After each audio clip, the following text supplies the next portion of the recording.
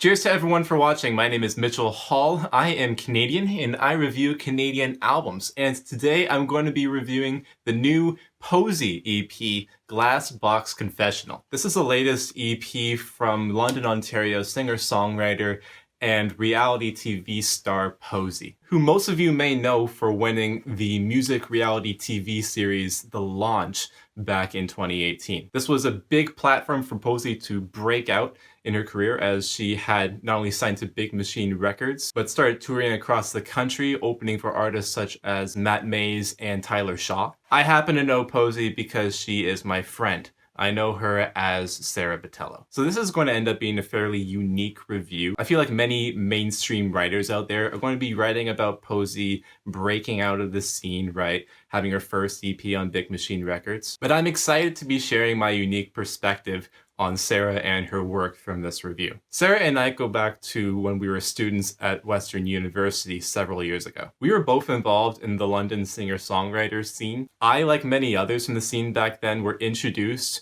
to POESY back in 2016 with the release of the Spotless Mind EP, which is still open for listening on Bandcamp. This is back when Sarah was still introducing us to her vocal timbre, which is obviously her trump card she plays on this album, taking influence from indie pop, indie rock artists such as Regina Spektor and most commonly Florence Welch. I hate to compare, but it's so derivative at this point for POESY. I am also aware of Sarah's previous EP before that, back when her artist name was her own name and she released the EP Postcards. If you can believe it, she was actually on an EDM track, the track Astronaut, off of this EP.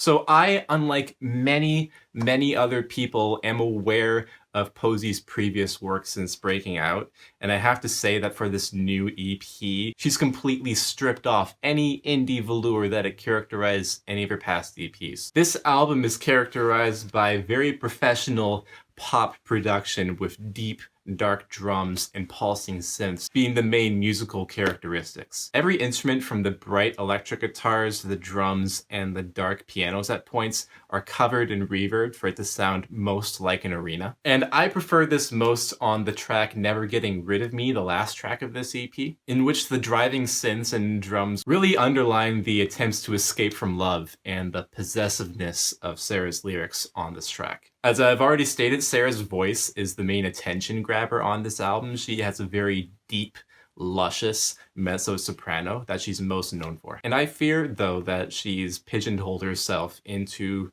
having her voice being complemented by a very derivative form of pop and synth rock. As personally, the only gratifying element of listening to this EP over and over is hearing the timbre of Sarah's voice. Not only does this quality underline the lack of memorable hooks and musical highlights, but I also feel the songwriting lacks in comparison to Sarah's previous work. Now, I don't intend to come off like a biased, naive romantic harking back to some indie moment, though I will say that the scene that Sarah and I were involved in has informed how I perceive and enjoy music, especially from singer-songwriters. I'm happy, honest, and proud to say that I know Sarah as a queer English major whose art was focused around seeking love, seeking help, and having her music be a voice for her frustrations. And because of those themes, I can interpret POESY's previous work, such as on the Spotless Mind EP, as illuminating, especially on tracks such as Anna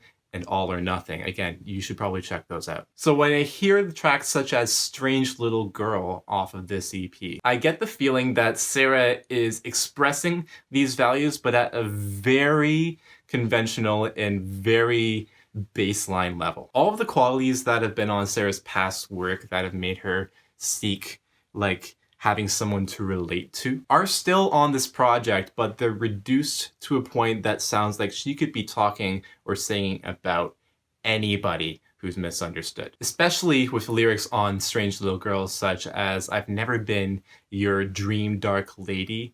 I'm not that strange, you'll never really know me. And I'm just a nasty girl that has to pay with karma." There's no moment that she's inciting through this EP that is trying to get us to, I guess, relate to her personality. She's just making oblique statements. The lyrics on the track Any Human opened with Sarah explaining that she had wanted this fantasy of riding off with someone to save her, but she's never felt like the people in those movies or television shows that get to ride off in the distance. So she's asking anybody, any man, any woman, for her to come be with them. And that's only in the first verse or bridge, but I feel every chorus, every other line after this just kind of reduces the uniqueness of Sarah's perspective. She's not providing us with a compelling character for us to want to follow or save or want to have. In other words, it's not entertaining because it isn't tragic enough for me. I also feel this from the opening track Body Language, in which she's being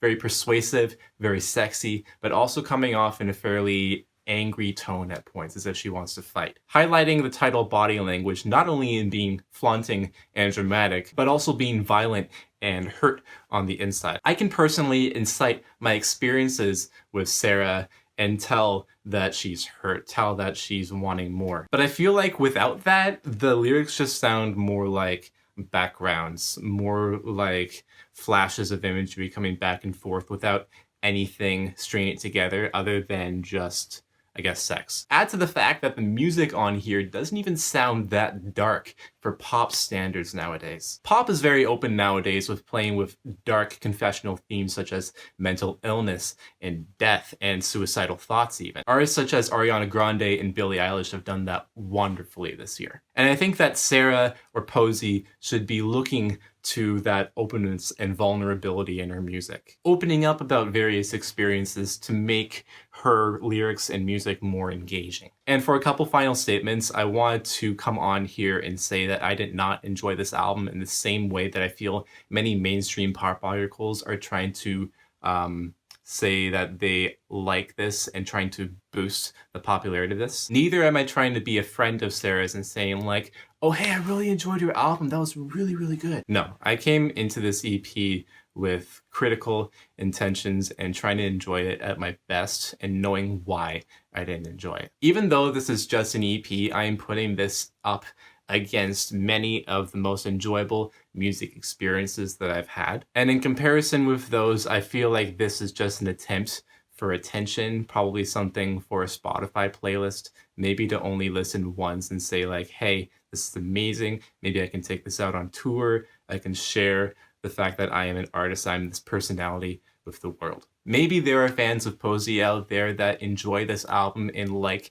hearing it over and over, but for me, there are many qualities that are missing on here that I wish POESY can start constructing in her work. And on a final note, speaking directly to POESY and her team, I am aware of the friends and collaborators of POESY and the kind of changes that have been made to POESY's sound and production over the years. And I'm fairly disappointed with how bland and underwritten this album is. In order for an album to become a hit and a cultural landmark, if that's even what you're looking to do with POESY, it has to be engaging, experimental, forward-thinking, conscious. I really want the most from Sarah.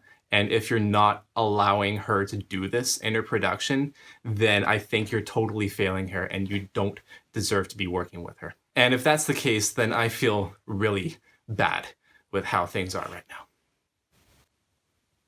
I'm feeling a decent 4 on this thing. So if you enjoyed what I had to say about POESY, if this had illuminated a little bit more about listening to more of her work, please do. She is a very talented, amazing artist. Like or dislike this video if you enjoyed or hated what I was trying to say here. Comment with your thoughts if you listened to the album and for more work that you would like me to review. I promise that it won't be as intimate or personal of, I guess, an artistic relationship that I have with POESY for these other artists, but I do enjoy thinking critically about work, so if you have anything for me to review, comment and let me know. Share this video with your friends if you are a fan of POESY or of my work, and subscribe to the channel for more Canadian album reviews. Special thanks to my subscribers as well.